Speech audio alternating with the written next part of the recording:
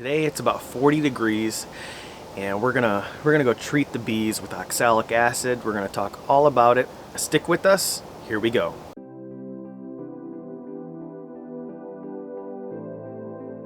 Hi everybody, welcome back to Bobby's Bees, and today I wanted to talk about treating your bees. You know, it's not necessary. Some folks are treatment free and their apiary's doing great, but you know, treatment free does have some sort of a plan at least. You know, they're splitting often and they're catching swarms, and you know, that's how they're able to keep their apiary running in the meantime until they find their bees that have a terrific ability to fight off varroa on their own. But I wanted to just address and show you how simple it is to do an oxalic acid treatment. You know, these treatments don't take long, they only take a few minutes. And to run the thing, you can just use a simple battery or a jumper. I just use this because it's really lightweight. A lot of folks end their season with oxalic acid because it's one of your lesser treatments. It's not as strong. It doesn't impact the bees the same way other treatments do. You know, oxalic acid's natural. You'll find it actually in a lot of leafy greens, in teas and foods. And it's nutrition for the body. But what it does is it kills the mites. The varroa can't take it, and you'll put in a 1/4 teaspoon per box, and we'll walk you right through the simple system from start to finish. And this is a terrific way to go into the winter. You know, we like to do at least a couple treatments on our apiary because, you know, if you wait 2-3 weeks, it takes 21 days for a worker bee. And towards the end of the season, your queen has slowed down. She's not laying as many eggs. You don't have to worry about as many cells being capped. And, you know, because that's what happens is the varroa often gets into the cell with the larva and it's eating off the larva. The larva hatches, it's not healthy. And so that's what we want to do. We want to make sure our bees are going into winter where we're going to rid or at least knock down that varroa count to the point where they can just concentrate on clustering and eating honey, and they don't have to worry about the pests. I recently just did a podcast with Plans and Provisions, and he asks about the challenges, and when you re-listen to the podcast, you always get aggravated at some of the things you didn't say or some of the things you forgot to mention, and that was definitely something I should have mentioned. About overwintering your bees is probably the #1 biggest challenge that you may have. You know, and I would put that first before varroa and small hive beetles and things like that, because you have to have healthy bees. You know, every time you treat your bees, especially when you treat them often, a pest can grow a tolerance to that treatment.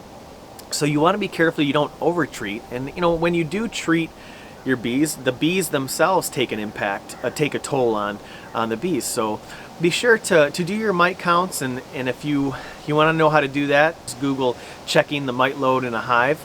It's important to do more than one treatment because cells are emerging. So this one's a little different. You see some bees flying, not much. Some bees are doing some cleansing flights, but so all we do is we just use a battery jumper or starter. It's really that simple. Now what I've noticed is the first treatment usually takes about 4 or 5 minutes, but once this thing is hot, it's just a matter of cooling it back down because it'll melt that oxalic acid. So we have our oxalic acid right here.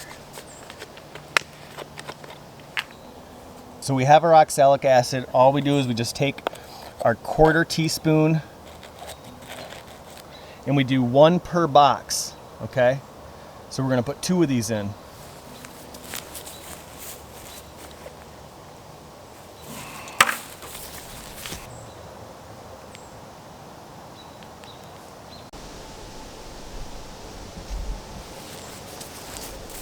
Okay, so we're going to plug this hole right here. We're going to make sure this is shut. This is actually a little loose, but I'm going to make sure that's closing that hole. We're going to slide the tool underneath, and then we're going to clog that hole too. Okay, so this time of day, like, it's okay. You know, they're just coming out here doing their cleansing flights.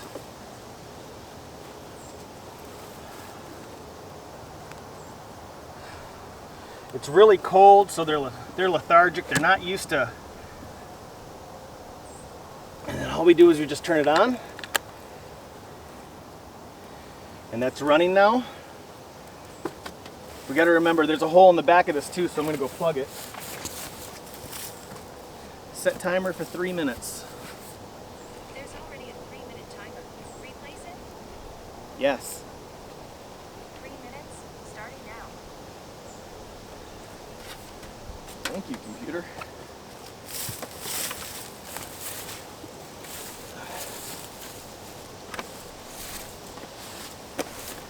I usually like to wear gloves just in case they come out hot.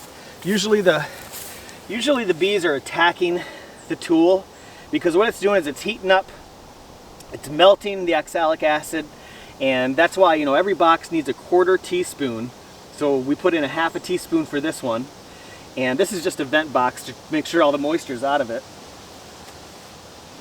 This is probably a bee that's trying to get back in that was out doing its cleansing flight. Don't worry, we'll open up the door here in a minute. Once this treatment's done, I just like to put the gloves on, like I said, because they come out pretty angry. And I'll have my veil on just in case so I don't take a sting to the eyes or the mouth. Bees always go for the eyes and the mouth, or the stomach. That's always a good idea to elevate your hives. That way they have to get up on their hind legs and the bees can have access to sting in the stomach to prevent that. So we're going to go right down the line, and this is a terrific way to find dead outs too. If you don't see any activity, it's a good idea to crack open the top and just take a look. And I actually thought we had a dead out here, but I opened up the top and there was a cluster in there. They just weren't too angry because, again, these treatments are kind of mild compared to the other treatments. And, you know, this oxalic acid's all natural. So, and it's important to make sure that it's cold. You know, we usually do these treatments anytime it's 45 to 55 degrees. Right now it's about 47 degrees. So, and it will be, and you want to make sure you want to stay upwind of this because this vapor that's coming out, if I were to breathe this in, it's enough to make you pass out.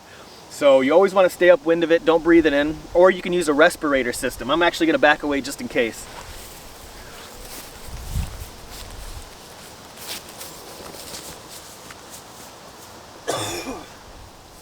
So I take a big breath, I don't breathe, I pull these off.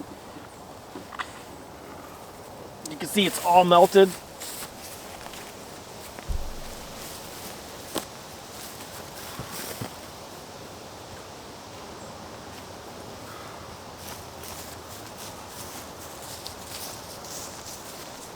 So it's not uncommon to see the bees come out onto the entrance. A lot of them will come out here and get their wings going and fan all that vapor out. So we just let this cool down for a couple minutes. A lot of the time when we're doing this, there's dew on the grass, so we'll kind of just lay it in the grass. You'll hear it sizzle. I'll pick it up and I'll move it again, and that will speed up the cool down time.